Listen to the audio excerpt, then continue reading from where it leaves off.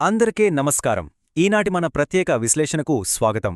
Options trading అనగానే market ఎటు వెళ్తుందో అంచనా వేయడం ఒక పెద్ద పజిల్లా అనిపిస్తుంది కదా.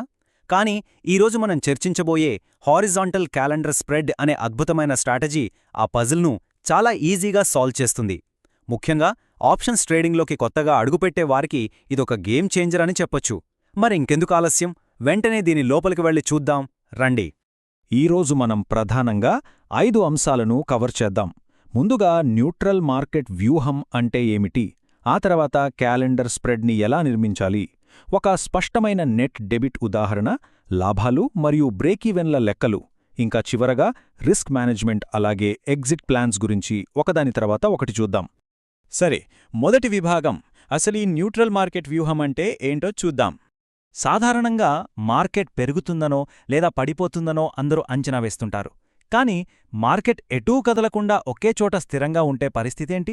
అప్పుడే ఈ న్యూట్రల్ వ్యూ అనేది తెరపైకొస్తుంది. అంటే మార్కెట్లో ఎలాంటి భారీ కదలికలు ఉండవని, ఒక నిర్దిష్టమైన రేంజ్లో మాత్రమే ట్రేడ్ అవుతుందని గట్టిగా అనిపించినప్పుడు ఈ క్యాలెండర్ స్ప్రెడ్ వ్యూహం అద్భుతంగా పనిచేస్తుంది. మార్కెట్లో వైల్డ్ స్వింగ్స్ లేనప్పుడు లాభాలు అందుకోవడానికి ఇదొక బెస్ట్ టూల్ అన్నమాట.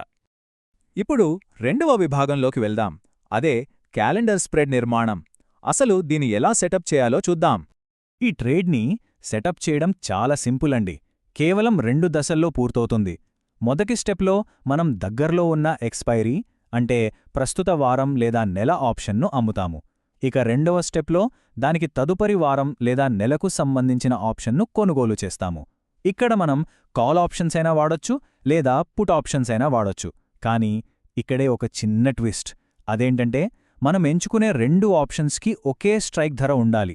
అవును, స్ట్రైక్ ప్రైజ్ అస్సలు మారకూడదు. కేవలం ఎక్స్పైరీ తేదీలు మాత్రమే వేరువేరుగా ఉండాలి. ఈ టైం డిఫరెన్స్ వల్లే దీన్ని హారిజాంటల్ స్ప్రెడ్ అని, టైమ్ స్ప్రెడ్ అని కూడా పిలుస్తుంటారు. మూడవ విభాగం చూద్దాం. ఇప్పుడు మనం అసలు సిసలైన ఫైనాన్షియల్ లెక్కల్లోకి వెళ్తున్నాం. అదే నెట్ డెబిట్ ఉదాహరణ. ఆప్షన్స్ ట్రేడింగ్ చేసే ప్రతి ఒక్కరూ మనసులో ముద్రించుకోవలసిన ఒక గోల్డెన్ రూల్ ఇక్కడుంది.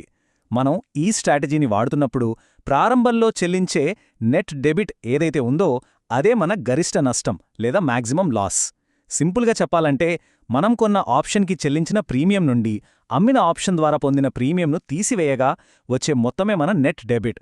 ఒకవేళ ట్రేడ్ పూర్తిగా మనకు వ్యతిరేకంగా వెళ్ళినా సరే ఈ నెట్ డెబిట్ కంటే ₹1 కూడా అదనంగా నష్టం రాదు. ట్రేడర్లకు ఇంతకంటే ప్రశాంతత ఏముంటుంది చెప్పండి. దీన్ని ఇంకాస్త స్పష్టంగా అర్థం చేసుకోవటానికి మనం ఒక చిన్న ఉదాహరణ తీసుకుందాం.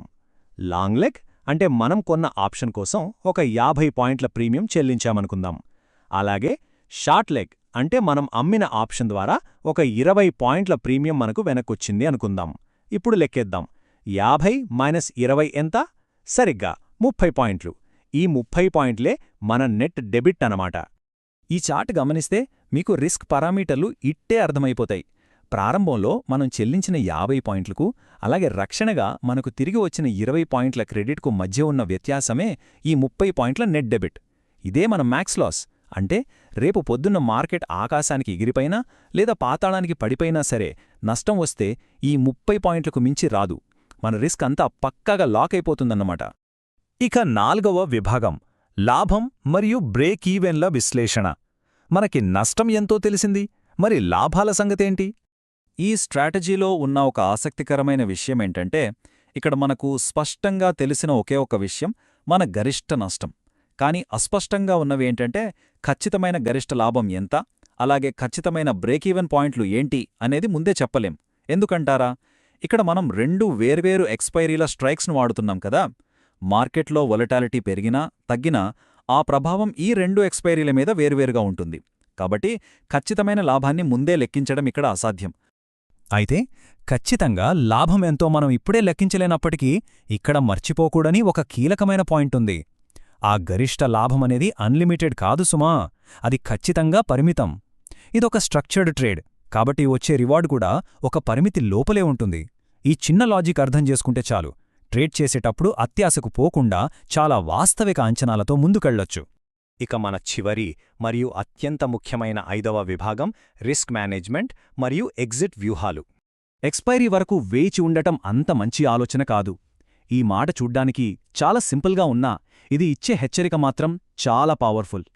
ఆప్షన్స్ ట్రేడింగ్లో ముఖ్యంగా ఇలాంటి క్యాలెండర్ స్ప్రెడ్స్ వేసినప్పుడు ట్రేడ్ని ఎక్స్పైరీ రోజు వరకు అలాగే హోల్డ్ చేయడం చాలా అంటే చాలా ప్రమాదకరం.